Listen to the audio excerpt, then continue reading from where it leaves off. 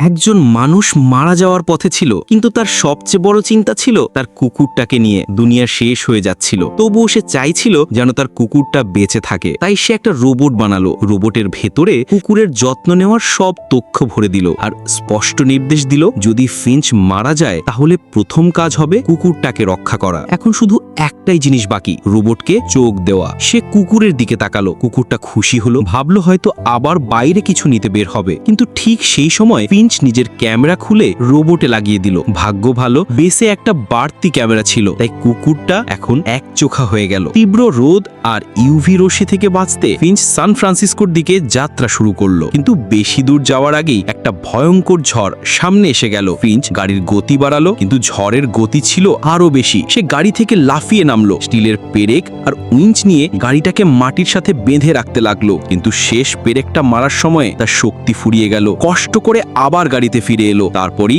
গাড়ি দুলতে শুরু করলো। তিনটি স্টিলের তার এক এক করে ছিঁড়ে গেল। শুধু একটা শেষ পেরেক টিকে ছিল, আর সেটাই তাদের বাঁচালো। ঝড় থেমে গেল, কিন্তু একটা টায়ার নষ্ট হয়ে গেল। ভাগ্য ভালো, জেফ একটা বাড়তি টায়ার পেয়ে গেল। কিন্তু সমস্যা হলো ফিঞ্চের কাছে জ্যাক ছিল না। ফিঞ্চ হাল ছেড়ে দিচ্ছিল। ঠিক তখনই জেফ নিজের শক্তি লাগালো এবং গাড়িটা নিজেই তুলে নিল। তারপর মজা করে ফিঞ্চকে বলল, এটা কি ভারী লাগছে নাকি? জেফের সাহায্যে টায়ার তাড়াতাড়ি বদলে গেল। যাত্রা আবার শুরু হলো, কিন্তু ফিঞ্চের শরীর আরো খারাপ হতে লাগলো। তারা থেমে গেল। ফিঞ্চ যখন বাইরে বেরোলো, জেফ ড্রাইভারের সিটে বসে তার মতো গাড়ি চালানোর অভিনয় করলো। কিন্তু হঠাৎ অপ্রত্যাশিত কিছু ঘটলো। ফিঞ্চ একটা শব্দ শুনে দৌড়ে বাইরে এলো। সে অবাক হয়ে দেখলো